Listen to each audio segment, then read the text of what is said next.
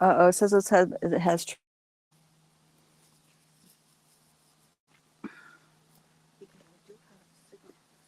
Okay. Is it? No, not yet. Oh, there we go. Hey, yay! We are live. We got it. Thank you, everybody. Welcome, welcome. Benvenidos, benvenidos. Let's see. Haha, guys. Hello, guys. Let me know. Let me know how the signal is. Hello, everybody. Hi, Tony. Hi, Sherry. Hi, Beverly. Let's see. Let's see how it is. You guys, oh, okay, it's good now. Thank you, Tony, for letting me know. Welcome, everybody, to another edition of the Lunchtime Chats. For those of you who are new, my name is Christina, and I am a consciousness acceleration expert. And we are here to talk about those topics and issues that are significant for us starseeds, wayshowers, and new paradigm visionaries. So we're going to talk about those things, and the things are significant for us because we have perceptions that are not embraced by our larger human family, and I'm here to do, to the best of my ability, to provide a liberated perspective to these pieces. And so welcome, welcome, welcome. Hello, dear brother Darren. Nice to see you here. Okay, welcome to 2024. So many people are excited about this year. Let's just settle in for a minute. There's a little bit of scurrying around because the internet wasn't working very well. Seems like it's doing okay. You guys let me know if it cuts out, and I'll either slow down or repeat what maybe gets lost. Lots and lots of energies are stirring. You know, it's interesting. Everybody is so excited about 2024. You know, we're welcoming everybody. Happy New Year. Happy this, happy that. And I find it so, so interesting that this event is the one thing that everybody around the world celebrates, acknowledges. And what's especially interesting about that is that it's a completely made up holiday. You know?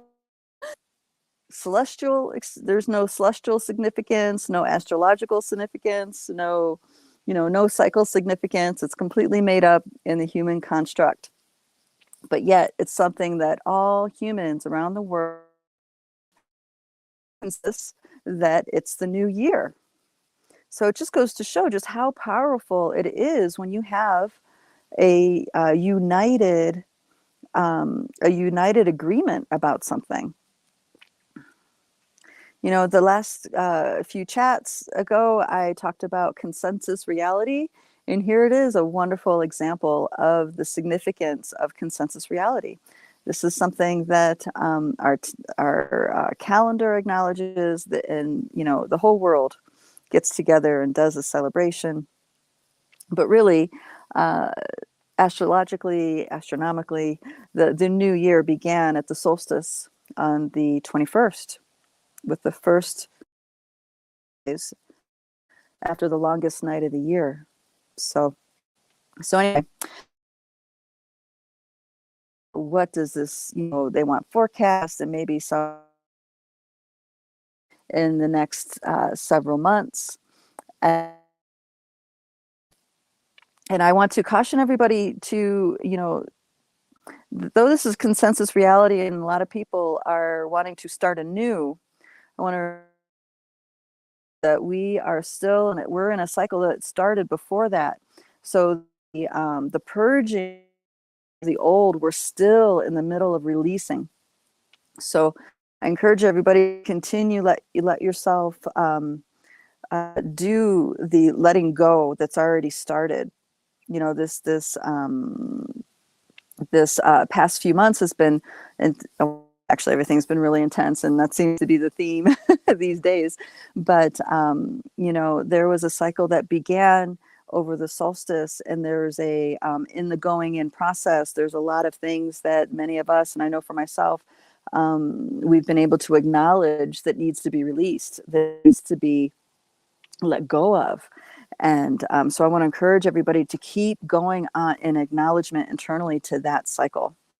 Because as we let go, let go, when the spring comes and the spring equinox, we will have our inner garden will be well tilled, will be well prepared for the new seeds to sprout, the new, the new to have a strong roots, grow.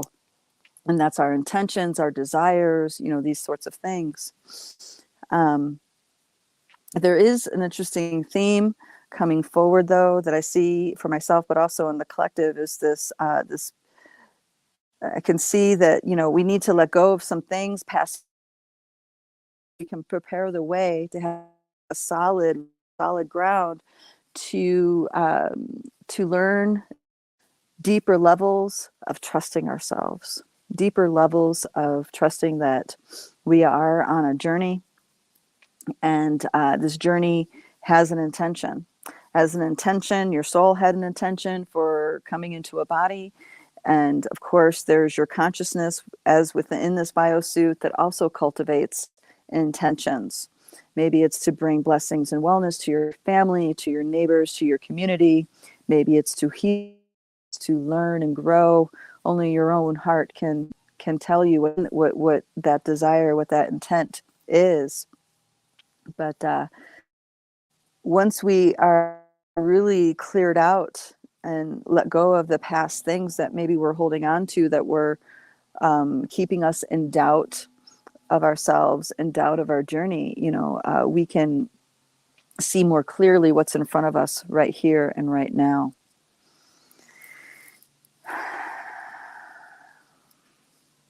So the other thing I see happening is that, more realities and realms are opening up to us, to people like us, people like you, people like me. And, with the integration of the awareness of these other realities comes a lifting of the bar, so to speak, of what impeccability means, what truth means. Do we have a high value for the truth? Do we prefer to see the truth above what we want to see? Are we saying yes to really acknowledging what the truth is inside of ourselves, but then also what is around us? There's acknowledgement, and then there's acceptance. And once we accept the truth as it is, we can make more potent decisions, take more action, exercise our will in a more potent way. As we clean out this old stuff, if we use our will to continue old doubts, to continue old insecurities, then we're going to create more of that. And I did listen to some forecasts that different people have brought forward. And I find it so interesting because it's all over the map. There are some threads of similarity between them, but it's really all over the map. This confirms how I am perceiving things, is that we are becoming more and more personally responsible for the timelines we create with our actions in the moment.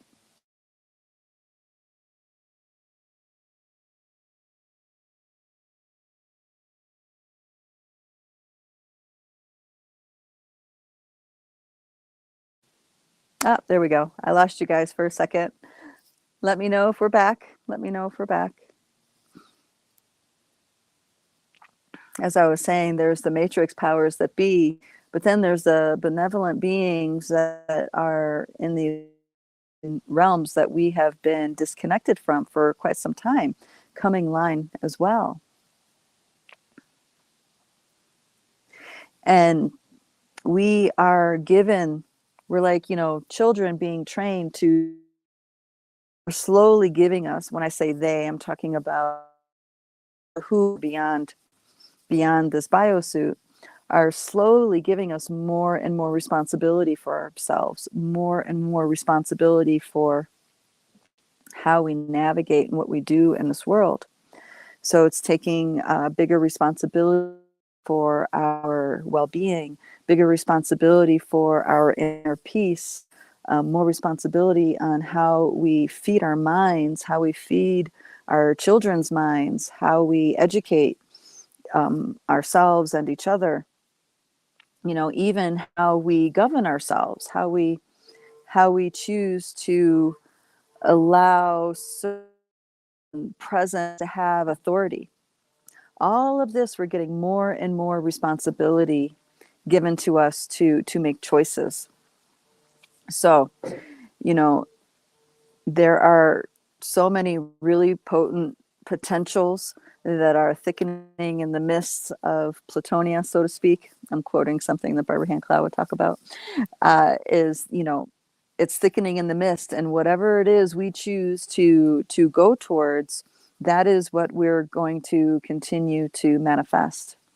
So if we are buying into or being controlled by the things we're afraid of, whether it be fear of failure or fear of success or fear of power or fear of being alone, if we let those fears guide our choices, we are choosing the program. We're choosing the matrix. And if we are taking that leap of faith, trusting ourselves, trusting that though we're going into an unknown space, we will know what to do when it's important in that moment to do it. Do we trust ourselves to do that? Then we'll be able to make that courageous leap and bring in different timeline potentials for us personally, but also on a collective level, because we're all interconnected. We're all interconnected. And the more we embrace that interconnection and acknowledge the beauty in that, the support in that, the more these other choices are going to come clear.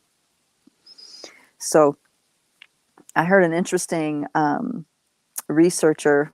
Oh my head, RK was in the Dear Sister Starshine introduced me to him. He really smart man, but he's talking about prophecies as if they're programs. And there was something in what he's saying that was really resonating as the truth. And he was saying that, these aren't, it seems like one is telling the future, but really what he's predicting is the program of the matrix. And it is very predictable because it's already pre-decided. It's already been planned out. So I know that might strike some fear in folks when they hear the agendas of the program. But what I want to talk about with that is that might be the program, but that is not the universal truth. That is not the will necessarily of the Pachamama. It's not the will of your own spirit. It's not the will of life itself. Okay? So we are being put on the spot to take the reins of responsibility.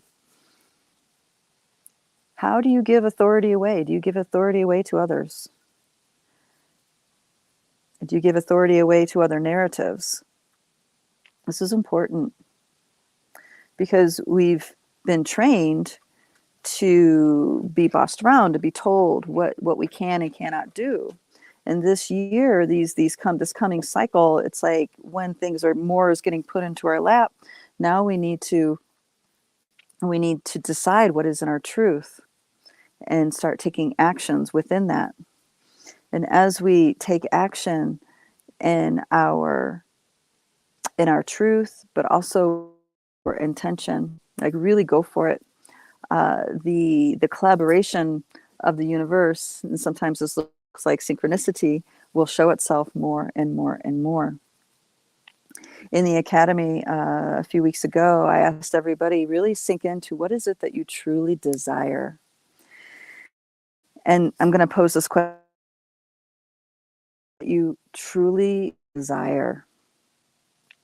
Now there's the big desire. So maybe our first thought is a desire that we have for the world. Okay. Which, yes, this is good. This is something.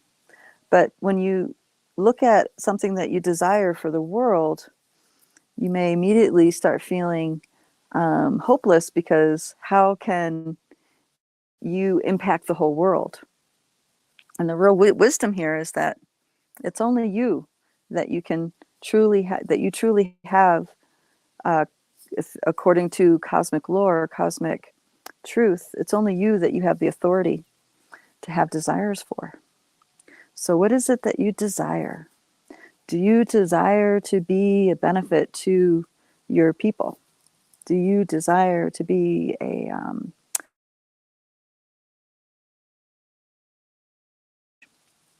or do you desire to know more peace, more strength, more centeredness?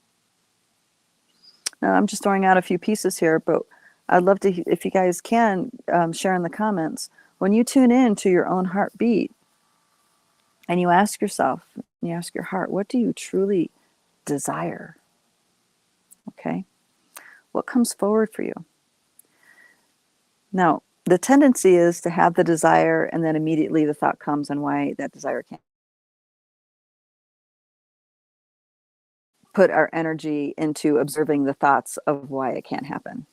Right?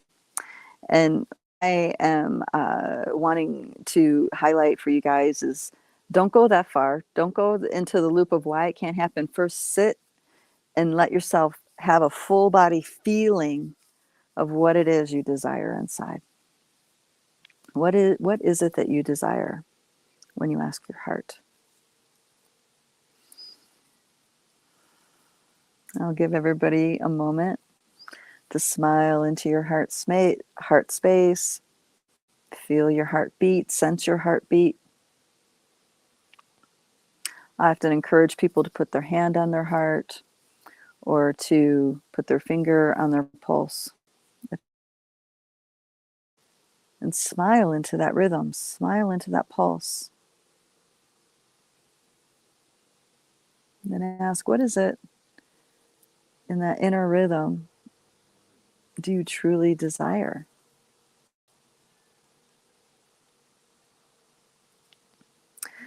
And it may not start off as words, it may just be a feeling. And this is good. When it's a feeling before words, this is very good. This is, the mind hasn't gotten a hold of it yet. And yet you're able to touch it with your awareness, to touch the frequency of this desire in your awareness. When you have the feeling without words, without thought, that is a pure truth inside of your body. It's a pure truth inside your own spirit.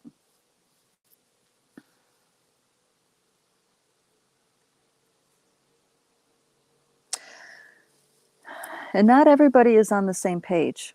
You know, not everybody's on the same page with what they desire. And this is okay, because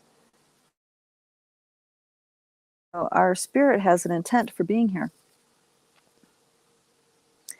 And the more we take time to make space for our heart, the more space we're allowing in our lives for that intent to fulfill itself.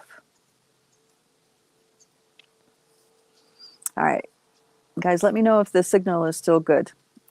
I'm starting to get a little swirlies here and there. So please let me know if the signal is still coming through. Okay.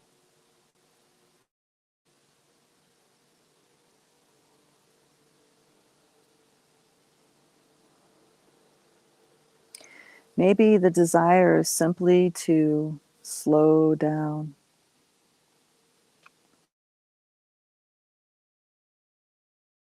And watch. Slow down and observe.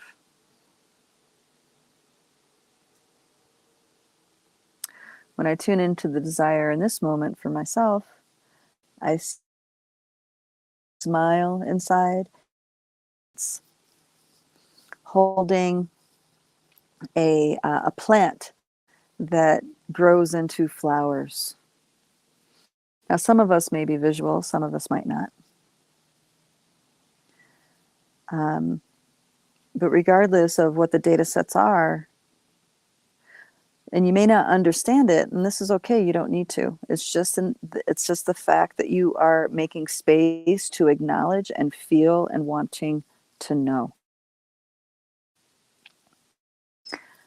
All right. I'm not sure if this is going to ask the signal okay.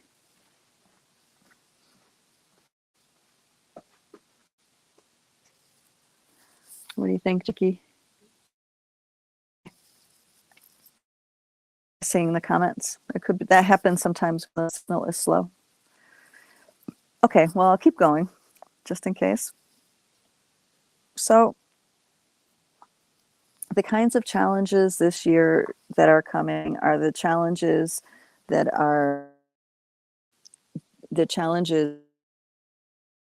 make you think twice or second guess yourself into taking responsibility for your own path, taking responsibility for your own reality.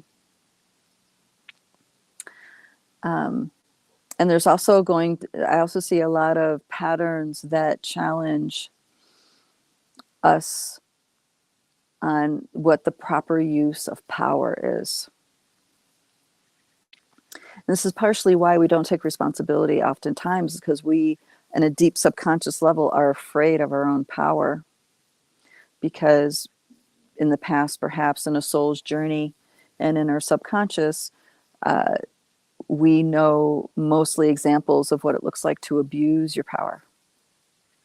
Or we don't trust ourselves to wield the power without abusing it.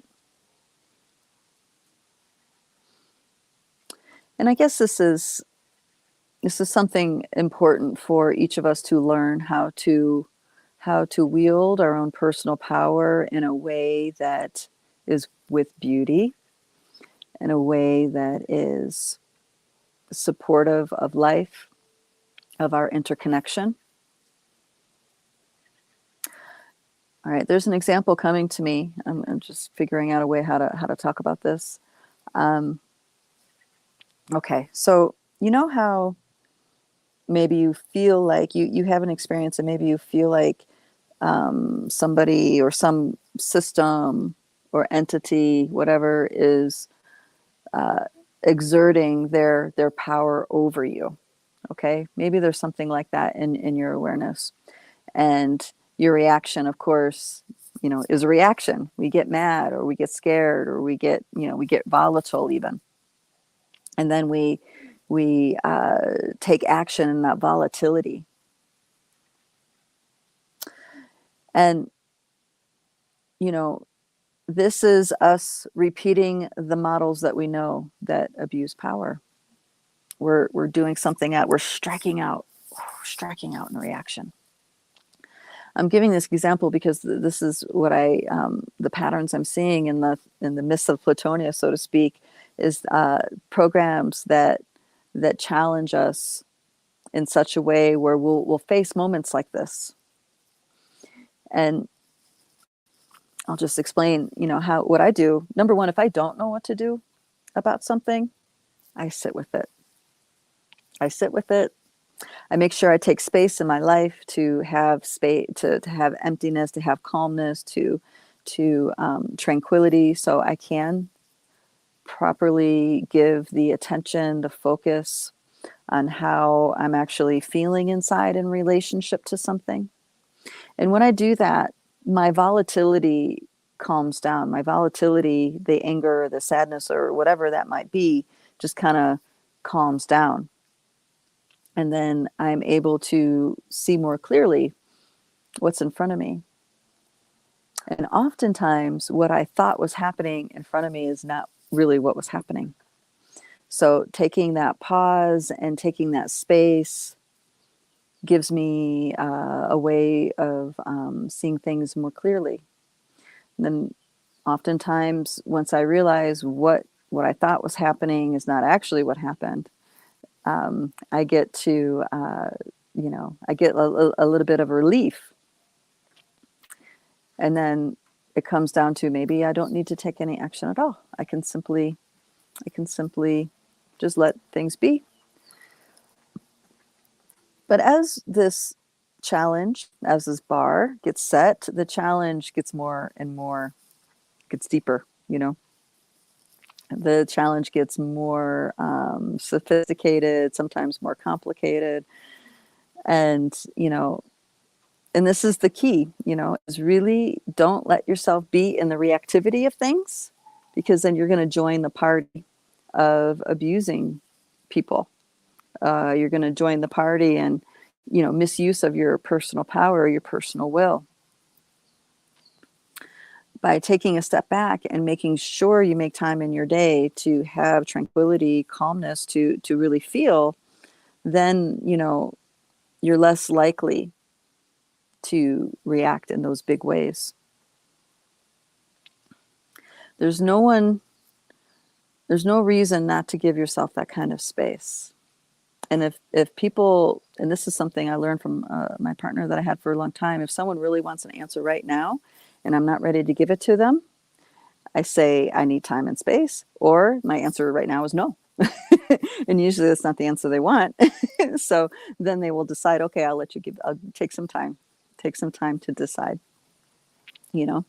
But this is important because you are respecting yourself as a powerful being. Whatever action you take with your will has interdimensional consequences. It has an impact on something, somewhere, somehow. And, you know, oh, hey, kitty, look at this. I have a little visitor. Mm-hmm. Yes, it's okay. She's okay. So ask yourself.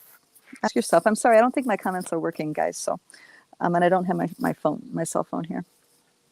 I really like conversating with you guys, but I think my bandwidth isn't really allowing me to have that right now. So I'll just keep going on the beat that I'm on. Beverly, if there's a message that you want to get through, I think you can text our dear sister Jackie, and she'll be able to pass it on. All right, where was I at? Oh yeah. Exercising your will, exercising proper use of power.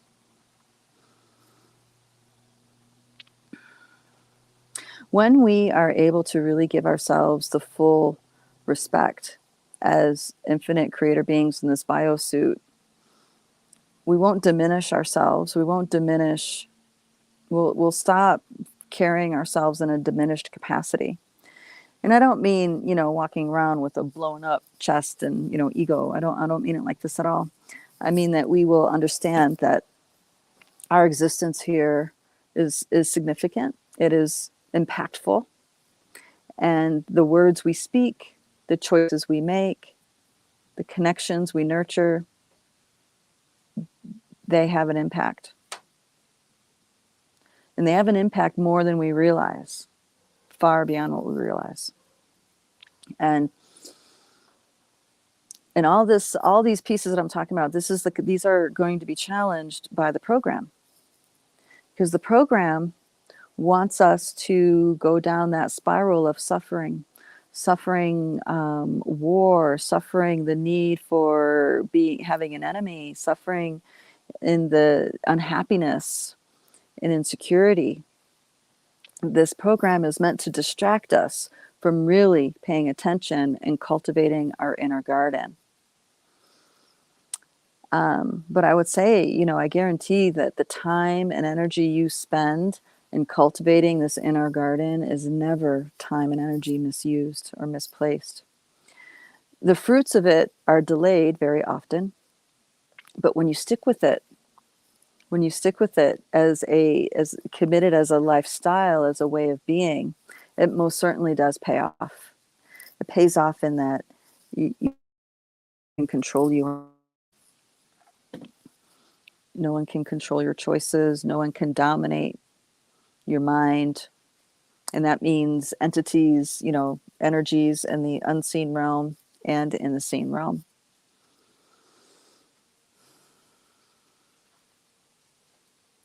And there's also a sense of, as you cultivate within, there's a sense of that interconnectedness, which yields a feeling of every moment is sacred. Everything is sacred. And then we start having thoughts and feelings of, how do I bring the sense of sacredness to this moment? How do I bring a sense of sacredness to, say, this partnership or this friendship or this interaction with my children and grandchildren? How do I bring a sense of sacredness to the dishes I'm washing, to the laundry I'm doing? Okay. There is a way to walk where you can make every single moment sacred. I had an activation a little while ago with a volcano nearby, and the feeling I had was, every action that we take when we're holding a certain awareness inside of ourselves, every action we take in this 3D realm is like a sacred drama. It's an opportunity to move energy. It's an opportunity to bring grace. It's an opportunity to bring beauty into this reality. Every single thing that we do. But it all depends who we are inside of ourselves when we do it. Now, let me back up for a moment and talk about what a sacred drama is. So, a sacred drama is a technique. It's an ancient technique, and it's been embraced by more modern psychology circles. And what it is that you purposely embody a certain energy, and the other people in the drama embody a certain energy with you, and you follow. You kind of act out a scene, so to speak, following the energy that you're choosing to embrace. So in more modern psychology circles, they've adapted this into something called constellation work. This is where you have different people embody the energies of family members, and you interact with members in certain ways to shift energies, to clear blind spots, to have different understandings to the dynamics between you and those family members. And it's really healing. It helps you reveal something that was informing you in your subconscious that you had no idea was informing you. And then once you know about it, then you can bring peace, you can bring more awareness, you can bring forgiveness, you can bring love, you can bring resolution to these energies with us. We use sacred dramas in the academies a lot of times with dreamtime. The emotional, mental, in our subconscious, we're able to unravel those sacred drama. And as we unravel those with the sacred drama, we start to reveal a rabbit hole within. And what I call rabbit hole, it's the part of the dream where it is your higher self, your spirit, speaking directly the being who you think you are in this biosuit. It's transmitting to you the will of your spirit. So sacred dramas can be very, very powerful when they are done with deep awareness. The more awareness you have, the stronger your focus of your inner awareness, the more potent that drama becomes. Another way to use a sacred drama is when you have in shamanic terms, there's something referred to as soul retrieval.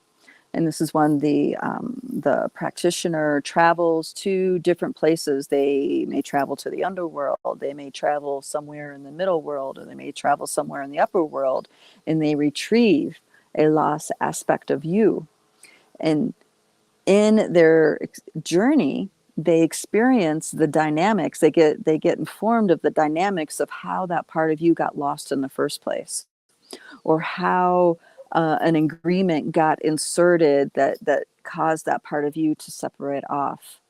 Now there's layers and dimensions to this, especially when you're working in the upper world, because there are, I want to say, there's floors to the akasha. You know, there's the akasha, but then there's other things even above that. So it's like, you know, there's layers to that floor, to the if you were to refer to it as a temple or a building. So what the shamanic practitioner would do is they come back, they have the story of why this piece broke off, and what kinds of structures were put into place to keep it broken off. And then you would use a sacred drama. You can use many things with it for the sacred drama. You can use the sacred drama so the person can flush out what is in their subconscious that is going to resist the reintegration of this piece that was lost, that was broken off. So imagine if your entire day was a sacred drama.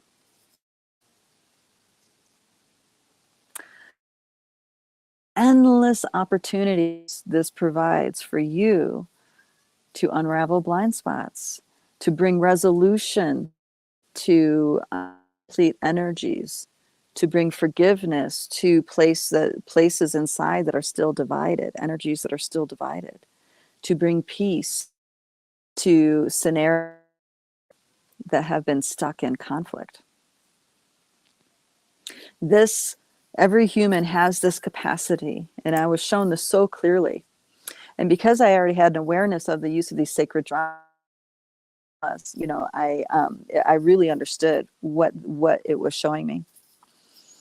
And the other cool thing that I was seeing was that, you know, the only thing that's keeping humanity from re-embracing these aspects of themselves is their own fear, their own guilt and it's their guilt and shame and fear that is keeping them engaged in these distractions. And the distractions could be, you know, the things that satisfy our ego driver, money, status, whatever. The distractions could be stories that tell us how disempowered and what a victim we are. It could be stories of how we're not good enough. Whatever it is, it's like those are all distractions. If we were able to make a practice of really holding that deep space inside of us, we would slowly wake up out of the chaos of those distractions and understand that we all have the capacity to liberate ourselves. We all have the capacity for a different choice. And not only that, that these other realms, what we call other realms, the beings, our family in those realms, star family, elemental family, they're just waiting. They're just waiting for us to wake up to their existence, to our interconnectedness with them. Yeah, it's really beautiful. So for those of you who don't know, I've been traveling here and there through the mountains of Guatemala. I came first into Guatemala City and then had an interesting trip out to Antigua, and now I'm at this sacred mountain here called Maya's Garden, and there's this massive volcano. And, you know, the stories are still alive here in the mountains with many people, you know, in certain places. Went to a town where the indigenous spirit seems to be very potent. We went into this church, which I realized was a master built church. And when we went in there, they're mostly women praying, you know, praying for the blessings of the day, blessings for their people, blessings for the sick or those who have passed, you know. It's a sincere reverence and a sincere reverence for the holy. And once I realized that was a master built church, I got all excited, and I took my dear friend to hit certain spots to activate the portal. It was really fun, but it was also very special because we were also there for my dear friend to see a healer. And in the journey to go to find him, it's like everything that was going on was all synchronizing, was all interconnected, you know. and unexpected and perhaps hidden or camouflage, maybe blessings were there. And paying attention, you wouldn't notice. But because we were paying attention, it wasn't lost on us at all. So I suppose if I were to give you guys a carve out that time for that inner space, that time to sit with your inner presence. Slowly but surely, step by step, moment by moment, into a sacred drama that unravels energies, that acknowledges things that have been unacknowledged, to really have an impact on the collective field for your people, your household, and of course the larger collective. There's a lot of discussion and revealing of, a lot of starseeds are very inspired with this grid work. And it's true. When you get together in groups and work on these levels, you definitely can clear a lot of stuff up, clean a lot of things up, and open doorways for potentials that weren't there before or obscured before, And that's what I think this grid work is doing. It's revealing unforeseen potentials. And these potentials are towards the betterment of you and humanity and the quality of life. Because this garden is meant to be a garden. It's meant to be a paradise for infinite beings to imbue a physical experience and have an experience. The Pachamama is full of love and nurturing. She never stops creating life, ever. She never stops creating life. Even if the sickness of humanity destroyed everything, there would still be a new sprout somewhere. Okay. Did you ever walk in the city and see those dandelions breaking through the concrete? It's like that. Pachamama never stops bringing life forward. The cosmic mother never stops bringing life forward. And when we let ourselves be nurtured by that, be reassured by that, then we can align ourselves in such a way where we enhance the life that's being brought forward. All right. So this year, what do you want to enhance? What the desire inside? That desire is in alignment with some energy that's already moving. There's some energy that's already emerging. So you are aware of that desire. You say yes to that desire. And yeah, it's okay if the mind all the reasons why it's not. Just, acknowledge that it exists and just understand, just know that's your programming. That's the programming of the ancestors. That's the programming of the program, blah, blah, blah, blah, blah. It exists. But so does this other part.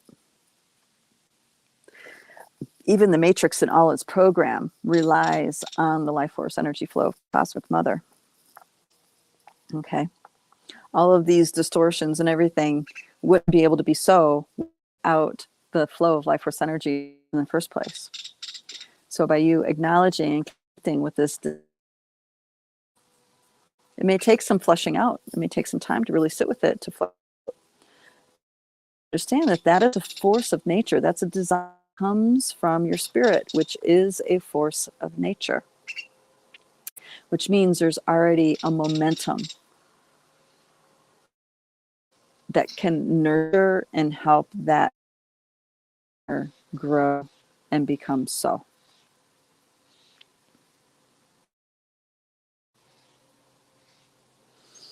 Okay, so there's a piece here. On how to grid, like if it seems kind of like, oh, I'm not really sure. It can simply start with acknowledgement and gratitude for what's around you, for the lands around you. Maybe you have a beautiful tree that you really like. You can sit and share your gratitude for that tree's existence with the tree, or the mountain, or the river, or your cat, or your dog, just sit in that. And now you are starting to open up the doors of sacredness. and spirit can now flow. If you think things are mundane and mean nothing, then that is how you're going to experience them. You know, so if you look around you and all you can, or mostly what you see is something you find fault in. This is damaged. That's not good enough. You know, the stuff. You're you're robbing it from its potential of sacredness, and then you're getting in the way of the potential of that sacred drama happening, and letting the moment, the experience, open something that you were previously blind to. You see, that's simple. And of course, there's the more elaborate ways where you wake up and you have a ceremony. Say your ceremony, your way of ceremony is, you know, shamanic. You you honor the Pachamama, you say prayers, you do bundles. You know, there's lots of ways to do this. Or it could be as simply as lighting a candle. You know, it's whatever you want, whatever is true. And then that, or whatever happened, if it's something painful, if it's something scary, something jarring, do this when you begin your day like this, or if you start in reality like this, then what happens, its sacredness is not lost on you.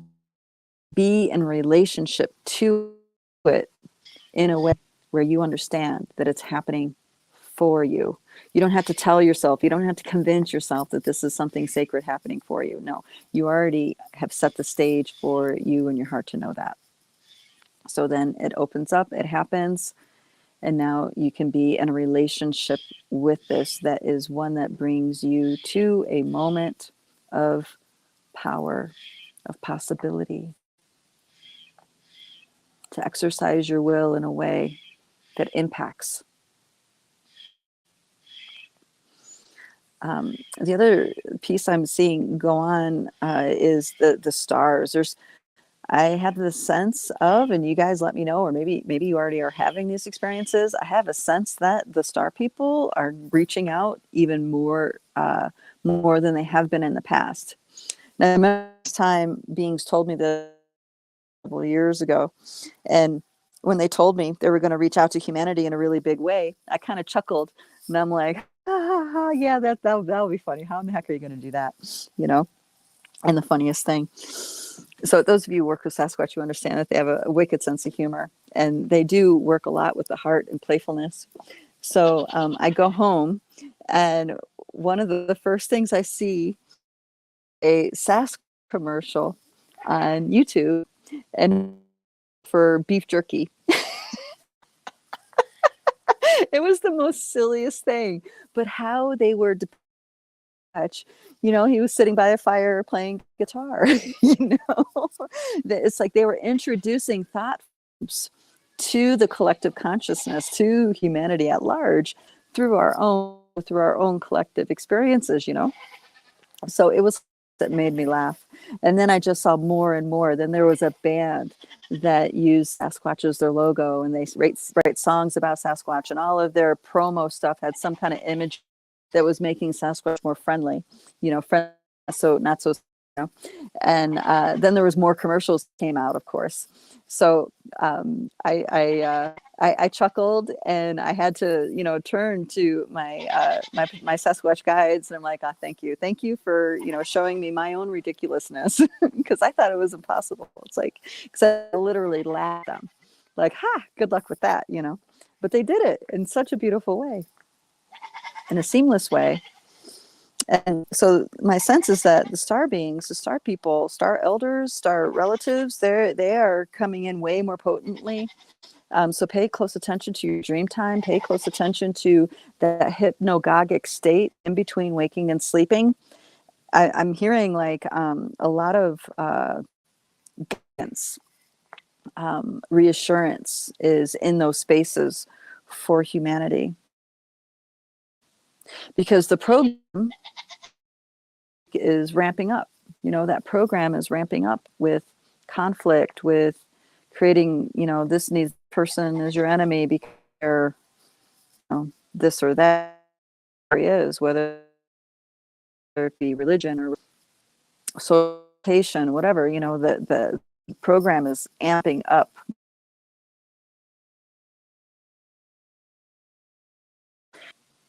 But because at an arena, if humans make room for conflict like that, wars like that, the warmongers in the way they are. But imagine if if soldiers didn't want to fight anymore, what would they do then? Imagine if the mothers won't let their sons fight. What would happen then? You see? So, and I potential for humanity really rising up and taking a stand for their peace, for their sovereignty, and for their I want to say right to live in the way that is aligned.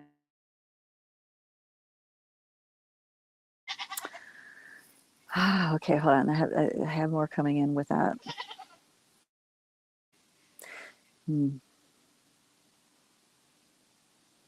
So the sacred sisters, the sisterhood, yeah, it feels like there's a lot more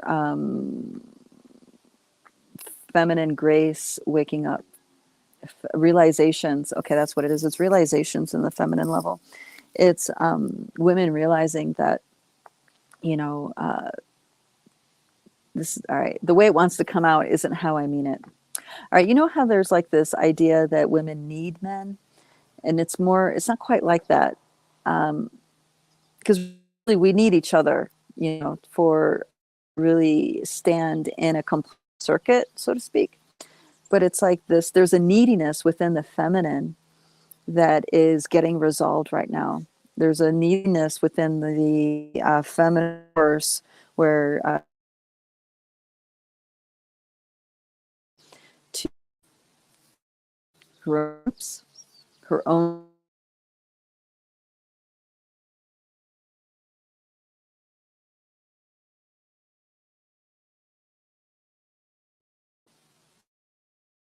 Okay. All right, my tablet is at 10%, so it's probably going to die right when we're at the top of the hour. So it's cutting out a little bit. Hopefully it's still coming through for you guys. And I want to say the rise of the force is coming in a more magic and impeccable energy. It's like this neediness that many women get taught is dissolving inside. It's dissolving. You guys might know what I mean. This neediness is, the willingness to less than they want, live with, maybe treat them well, or be in relationships that face this. It's like that's because neediness. And what I'm seeing is like these transmissions coming in and activating things within the feminine force of consciousness of this planet, and not settling. They're willing to not settle. It's like, the spirit's been broken for that neediness with and darkness. And this is wonderful because that means that that masculine counterpart has the right stage for them to rise. It's like the call happening. So really have that call inside of the heart to rise and a positive masculine force, one that is noble and brings good things to his people, his connections, beneficial, strong. He will recognize the need that he has, and he will recognize how the need can be fulfilled in a harmonic way, in a way that brings more harmony and grace and empowerment for everybody, rather than, that abuse of power, that domination energy. Because you